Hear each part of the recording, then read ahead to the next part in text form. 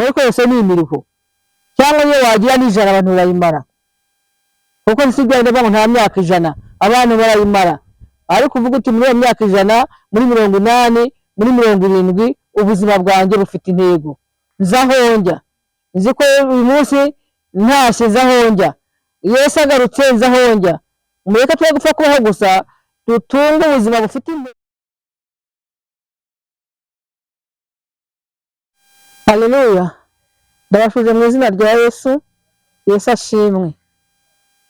Tugiye kuganira byinshi mu ijambo ry'Imana ariko kugira ngo Yesu adufashe muri byo tubaze dusenga Imana tubone gukomeza kuganira byinshi kandi mu gihe gitoya. Reka dusenge. Iteka Mana yacu mu izina rya Yesu Kristo Nazareti turagushimiye kugirirwa neza nawe. Tugushimiye uburyo waturinze ukatwongera kurama. Turagushima ko waturinze umwaka ushize wose tukaba dutangira umwaka mushya wa 2025 tukiyobowe n'umwuka wera kandi umwuka waje dukundiye kuvuga ijambo ryawe kandi tukarisangira na bene data uko nicyo waturemeye kugira ngo twamamaze ubutumwa bwiza kandi ababwumva bakabwumvira bazakizwa bahabwa ubugingo buhoraho. Niyo mpamvu turi imbere y'ubwiza bwawe kugira ngo umwuka wera atuyobore ariko ugiye kuganiriza aba bantu ari n'abagiye kumva ijambo ryawe. Umwuka wera akoreye muri twebwe kugira ngo byose bigende neza muri gahunda y'Imana bwawe hagarika n'amajwi n'ibindi byose byarogoya ijambo ryawe. Twese tubishimiye mu izina ry'umukunzi wacu Yesu. Amina. Haleluya. Imana yacu ni ishimwe. Ngewe nitwa Nyirandakize Rosemary ndi umupasiteri uri mu kiruhuko cy'izabukuru. Uyu ni umwaka wa 4 ntangiye ndi mu kiruhuko ariko gukorera Imana ndacyabikunze kuko niyo yampamagaye kandi yambwiye ko kuyikorera nta kiruhuko Imana itanga. Iyi Mana yatanze ikiruhuko iragucyura ukagenda ukaruhuka. Niyo mpamvu n'ubundi ndi hano kuri iyi kamera kugira ngo tuganire ijambo ry'Imana kubera ko Imana ari cyo yampamagariye. Ndi umupasiteri bikiri mu kiruhuko nk'uko nababwiye kandi gukora Imana ndacyabikunze kuko nagiye mbona ukuboko kw'Imana muri byinshi. Umuhamagaro wa gishumba cyangwa gipasiteri Imana yatugiriye ubuntu bukurikira ubundi. Yaba ari yewe yaba n'umutware wanjye twahuje umuhamagaro wo gukorera Imana muri uyu murimo wa gishumba. Ibyo rero mbishimira Imana kandi nshima Imana ukuntu yagiye inshoboza gukora uyu murimo nk'umunyamuhamagaro kandi nkijijwe kuko ntabwo ari ku bwanjye ni ku bwa Yesu utoranya kandi agahamagara. Kandi ashima ko twebwe n'umutware wanjye ko dukora uyu murimo wa gishumba. Twawutangiye turi abakorerabushake n'ubundi turi abakateshisite. Bukeye Imana iradutoranya turiga turabirobanurirwa dukora uyu murimo n'ubu tukikwa kandi tukibikunze. Nagiye mbona ukuboko kw'Imana mu kuyikorera kandi ndi umudamu ntabwo mu gihe cyanjye kuko nawe mu 1996 ntabwo abantu b'abamama gukorera Imana muri murimo wa gishumba bari benshi bari bake cyane ariko mbishimira Imana ko gutoranya kwayo ko nanjye yanoranyije kugira ngo nyikorere umurimo wayo kuko mu Kristo Yesu ngo nta mugabo nta mugore kuko twese Yesu niwe dukoresha ko niwe utanga imbaraga. Nagiye mbona ukuboko kw'Imana kumfasha mu murimo wa gishumba nkorera Imana shobojwe nayo kuko nasaga nkaho mfite amaparuwase 2 kuko nagiraga paruwase yo mu rugo umubyeyi ufite abana kandi uyu murimo wa Gishumba nawe ugiyemo nkibyara abana nagiye mbyarira mu murimo kandi Imana ikagenda ibinshoboza, kandi mfite n'umugabo ugomba gukora n'inshingano z'umubyeyi cyangwa z'umudamu mu rugo ufite umugabo. Ibyo nagiye mbona ukuboko kw'Imana kwagiye kunshoboza, umwuka we akagenda ampa imbaraga, akambera umujyanama, akambera umufasha. Amaparuwasi nagiye nyobora ntabwo yagiye yaba hasi cyane kutayoborwa n'abagabo, kuko umugabo wanjye yakoraga muri paruwasi ye bwite ariko agataha mu yondimo n'umuryango. Nagiye mbona ukuboko kw'Imana kugenda kungira neza, kumfasha, ngiye nashozwa n'Imana gukora uwo murimo. Ntabwo paruwasi nayoboraga ariyo yabaga iri hasi cyane kuruta iziyoborwa n'abagabo, kuko umwuka wari ukorera mu bagabo niwo ukorera no mu bagore, kandi byose bikagenda neza, bikagenda byubahisha Imana. Rero nagiye mbona mu kuboko kw'Imana, nagiye mbona kugirwa neza nayo, nagiye mfashwa nayo mu maparuwasi atari make twagiye dukoramo n'umutware wanjye tuzenguruka, kuko n'ubu turacyakorera Imana, kuko paruwasi yacu ni isi, kuko umuhamagaro ko dukwiye gukorera Imana uhereye Yerusalemu ukagera i Yudeya n'i Samariya kugera ku mpera y'isi, kuko twabaye ingarigayema tukanyura kuyikorera. Nabonye Imana igenda ishoboza kandi bigenda neza, paruwasi irayinshobozamo, paruwasi yo mu rugo ibishobozamo. Niyo mpamvu rero mbishimira Imana kugeza ubu ngubu. Yesu aracyafashije, niyo mpamvu n'uyu munsi ndi hano kugira ngo mbabwire ko Yesu agira neza. Iyo umwemeye niba wabura umunyantege nke, yishimira gukora muri izo ntege nke zawe kugira ngo imbaraga z'Imana zigaragaze. Mbishimira rero Imana kuko nari mu murimo wa gipasi ariko mfite intego kandi nkijijwe, kandi Imana yo yabimpamagayemo ubwayo irantoranya. Nubwo abakuru bagenda bashyira mu bikorwa, kuko Imana ntabwo iza ngo babe yikorera, ahubwo ishyira itegeka abakuru bakaza bagashyira mu bikorwa iby'umwami mukuru abakuru yategetse bakabishyira mu bikorwa. Ariko Imana niyo yantoranyije, kuko indirimbo ivuga ngo ntabwo ngewe natumwe n'abakuru, natumwe na Yesu wamfiriye. Ariko abakuru Yesu arabakoresha muri uyu murimo wa gipasitori ndimo na bugingo n'ubu, kuko ndacyakunze kuyikorera kugeza induhuye cyangwa kugeza Yesu agarutse, uko izabishima. Niyo mpamvu rero ngira ngo tuganire no ku ijambo ry'Imana, kuko nawe ufite intego yo gukorera Imana. Niyo mpamvu rero n'uyu munsi ngira ngo tubiganireho, kugira ngo ubuzima bwanjye bwose bwari bufite intego yo gukorera Imana.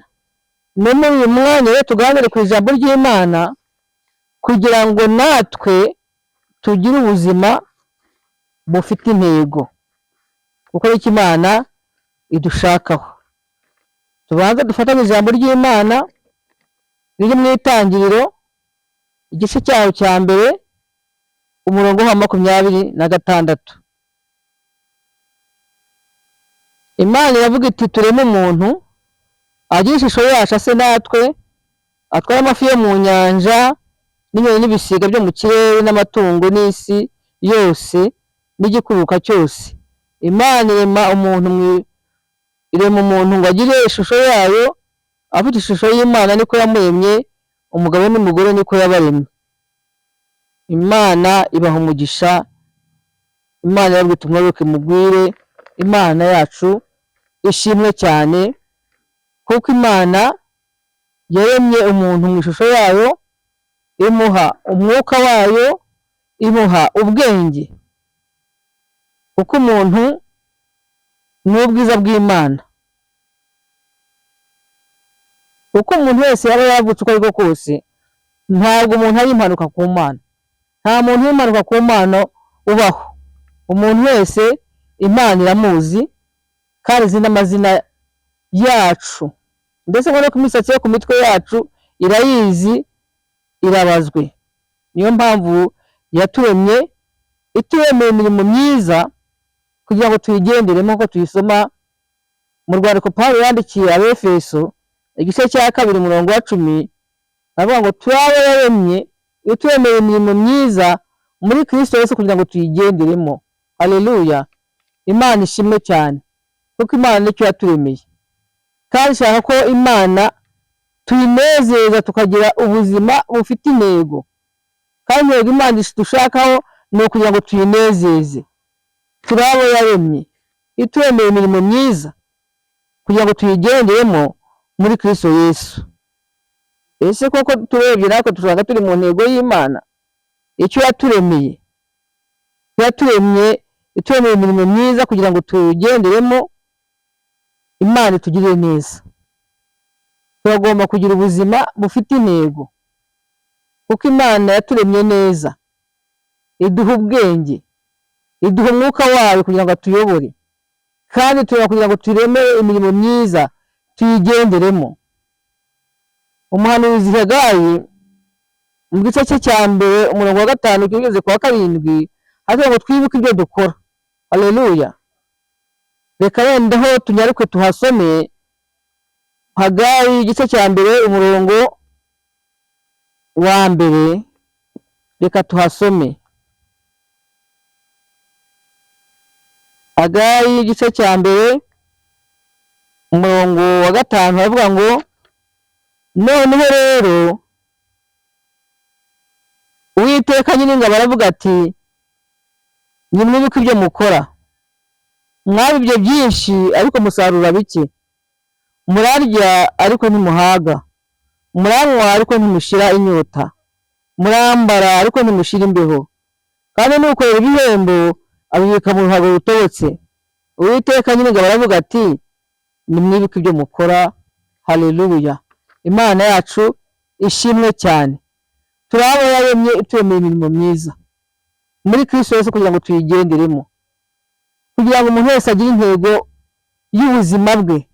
Twe gupfa kubaho gusa, twe pfuka kugenda gusa n'abadafite ubwenge, kandi Imana yaraduhaye ubwenge ikaduha n'umwuka wayo. Ntaga avuga ati noneho nimwibuke ibyo mukora. Mwabibye byinshi ariko musarura bike, murarya ariko ntimuhaga, muranywa ariko ntimushira inyota. Turagomba rero kugira intego y'ubuzima tukayigenderamo. Imana itugirire neza. Reka twibuke ibyo dukora. Se turi mu ntego y'Imana koko? Twaturemeye kugira ngo tuyinezeze, twaturemeye imirimo myiza kugira ngo tuyigenderemo muri Kristo Yesu umwami n'umukiza wacu. Imana itugirire neza kugira ngo umuntu wese yibuke ibyo akora. Urebe kuri mu ntego y'Imana, urebe koko washize inzara, turye se koko tumwe hanyuma maze twipfire. Ntabwo Imana yaturemeye. Yaturemeye imirimo myiza muri Kristo Yesu. Reka twibuke ibyo dukora rero. Niko Hagayi yavuze ati ese ko mwambara mwashize imbeho, ko mwariye mwarahaze, ko sa mwasambanye irari ryarashize. Imana idufashe. Uko umuntu anywa inzoga niko ashobora kunyoterwa, uko umuntu asambana niko abadayimoni b'ubusambanyi barushaho kubyuka. Nta wasambanye ngo agire ubwo bihaga. Na Salomo ubwo yari afite abagore 1,000, ejo akarongora agashyiraho inshoke agashyiraho n'izindi, agira 1,000 ariko irari ntabwo ryigeze rishira. Niyo mpamvu dukwiye kwibuka ibyo dukora, tukisubiramo tukisuzuma niba yaturemeye imirimo myiza muri Kristo Yesu ko tuyigenderemo ari intego Imana yari ifite. Turebe ko turi mu ntego z'Imana koko mu by'ukuri, twe gupfa kubaho gusa ngo tugende uko twiboneye, ahubwo turebe ko Imana yaturemeye tukigenderemo. Kandi muri ibyo bamwe bavuze ngo twaremeye kuzajya mu ijuru. Turebe koko niba turi mu ntego z'Imana nk'abagenzi bajya mu ijuru. Ntabwo dupfuye kwirira ngo twinywere dupfe birangiye. Si Imana yaremeye umuntu mu ishusho yayo, imwe bwa bwenge, imwe bwa wa mwuka, ahubwo yaturemeye kugira ngo dukore imirimo myiza. Kandi umuntu wese yisubiremo mu mutima wawe, nawe utekereze tese ibindi mu gukora, ibindi mu kuvuga, ese iyo ndya, iyo nywa, ibyo ni tubikora kugira ngo binezeze Imana. Imana itugirire neza. Niko Pawulo yavuze mu rwandiko rwe mbere yandikiye abikora mu gice cya 10 umurongo wa 11. Reka dusomeyo twumve icyo Pawulo atubwira. Nitwebwe tubwirwa uyu munsi, ntabwo ari Abakorinto, ahubwo ni twebwe uyu mwanya turi mu gusangira ijambo ry'Imana, twebwe turi mu kubwirwa kugira ngo twibukiranye ijambo ry'Imana kugira ngo biturinde kwibagirwa. Urwandiko rwa mbere rw'Abikorinto igice cya 10 umurongo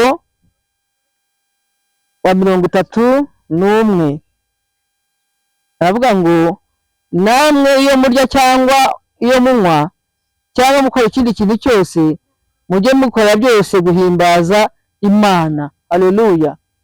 Twaba turya, twaba tunywa, twaba dukora n'ikindi kintu cyose, tureke ibyo ngibyo turi gukora birimo gushimisha Imana. Yesu urimo uranywa bituma Imana ihabwa icyubahiro. Yesu imirire yawe iratuma Imana ihimbazwa, kuko njya mbona n'imirire icumiza abantu. Imana itugirire neza, ugasanga abantu ntibaryana umurava. Twibuke ibyo dukora rero, twisuzume turebe ibyo dukora byose ko bituma izina ry'Imana rihabwa icyubahiro. Imana idufashe kandi ikomeze kutugira neza. Imana yacu ishimwe.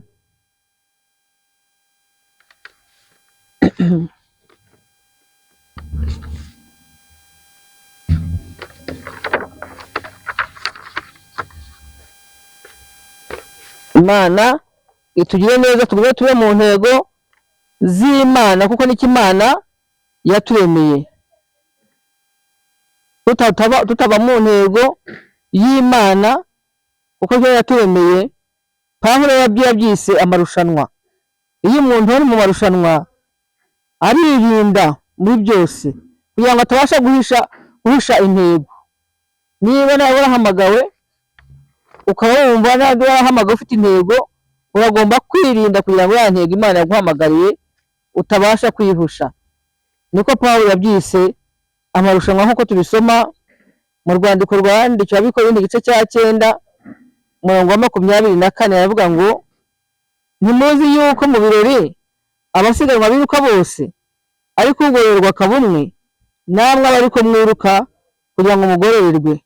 Umuntu wese urushanwa yirinda muri byose, abandi bagenzereza batyo kugira ngo bahabwe ikamba ryangirika, naho twebwe tugenzereza dutyo kugira ngo duhabwe iritangirika. Nuko nanjye ndiruka ariko sinkutaza honjya, nkutana ibipfunsi ariko sinkuhusha, ahubwo mbabaza umubiri wanjye ubwo maze kubwiriza, mbabaza umubiri wanjye ngukoza uburetwa, ngo hari ubwo maze kubwiriza abandi nanjye ubwanjye ntaboneka ko ntemewe. Haleluya. Imana nitugirire neza. Pawulo yabyise amarushanwa, kandi umuntu yarishanwa yirinda guhusha intego. Niba yakinyera amakofi bakubitana ibipfunsi, ntashaka guhusha uwakubita yakubita mu jisho, ntabwo abasha guhusha intego. Ari abasiganwa n'amagare biruka ku magare, ashaka kuba uwa mbere kugira ngo ahabwe ingororano. Niba amafaranga, niba ari igare bari umuhe, arahatana. Ntiwamutangira ngo hagarara muha amazi, batera biruka. Aravuga ati ndashaka kugera ku ntego yanjye, sinshaka kwihusha. Imana itugirire neza, kandi ngo bisi babigenzereza batyo ngo bahabwe ikamba ryangirika, ngo ariko twebwe tubigenza gutyo kugira ngo tuzahabwe ikamba ritangirika. Haleluya. Imana ishimwe, itugirire neza. Ngo reko bitana ibipfunsi ariko simpusha, yemera kubabaza umubiri we, twagomba no kwemera n'ibihombo kubwo kugira ngo tubone ubugingo, kugira ngo dukunde Kristo, kuko Kristo ntabwo abangikana n'ibyaha. Kristo ntabangikana n'ubusinzi, ntabangikana n'ubusambanyi, ntabangikana n'ibijura, ntabangikana n'ibiyobyabwenge, dore ko ibyaha byamaze kugwira. Abantu bamaze kubona ibisharira babyita ibiryohereye, bakagenda bahimba n'ibindi byaha. Imana itugirire neza kugira ngo turusheho kubamwo mwirushanwa neza, kandi tudahusha intego. Uwatangiye intego ye ayigumemo, utaratangira intego atangiye wibaze icyo Imana yakuremeye. Yaturemeye imirimo myiza kugira ngo tuyigenderemo. Twaremwe mu ishusho y'Imana, iduha ubwenge, iduha umwuka wayo. Ese koko turi mu ntego z'Imana? Iyo tugendeye mu ntego z'Imana, ngo n'Imana iraseka. Haleluya. Ikabyishimira, bikayinezeza, iyo ubona tugenda uko Imana ishaka, tuvuye mu businzi, tuvuye mu busambanyi, tuvuye mu bujura, tuvuye mu nzangano n'umushyari, imirimo ya kamere yose twarayimuye, Imana iraseka. Haleluya. Hari abavuga ko Imana baberetse inyinya, ariko inyinya y'Imana yikwereka waravuye mu kibuga kuri cyiza. Imana itugirire neza, Imana idufashe kugira ngo tugende uko bikwiriye abashaka kubona ubugingo buhoraho. Reka dusome mu Bafilipi igice cya 3, naho tugereyo twasome imirongo mikeya. Abafilipi igice cya 3 twari guhera ku murongo wa 7, ariko reka dusomeyo twumve.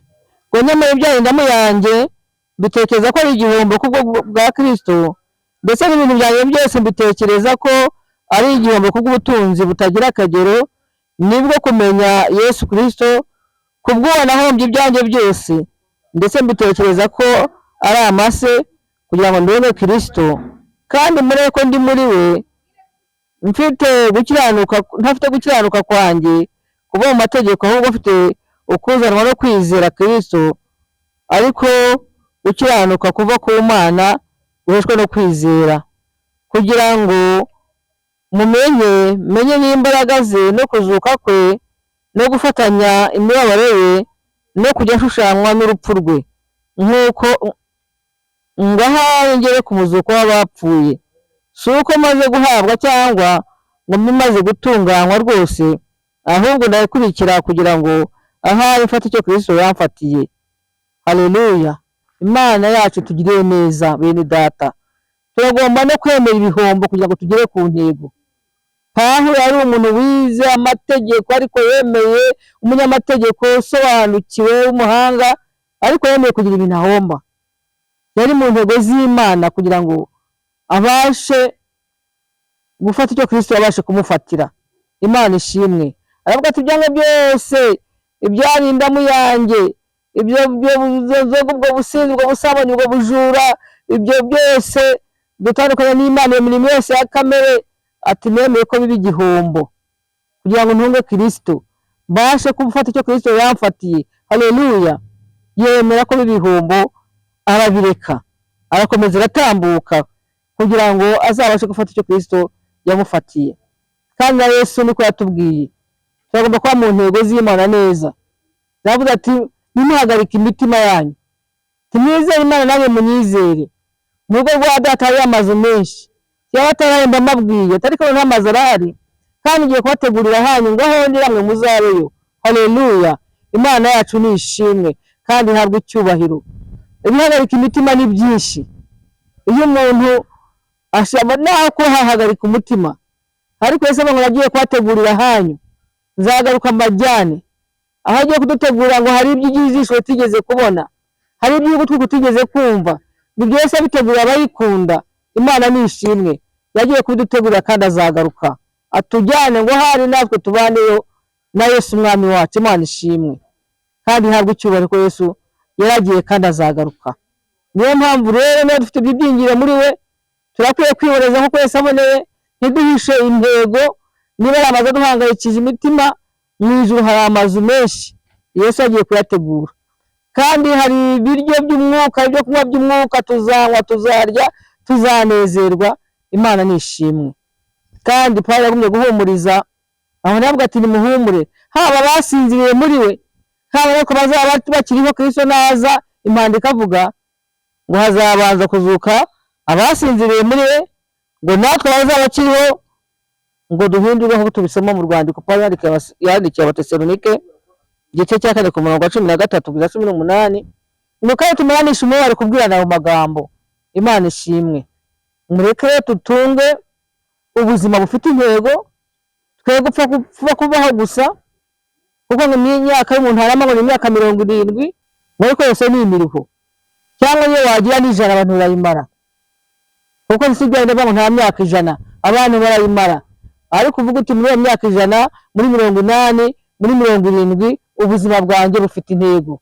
Nzahonja, nzi ko uyu munsi ntashye nzahonja, Yesu agarutse nzahonja.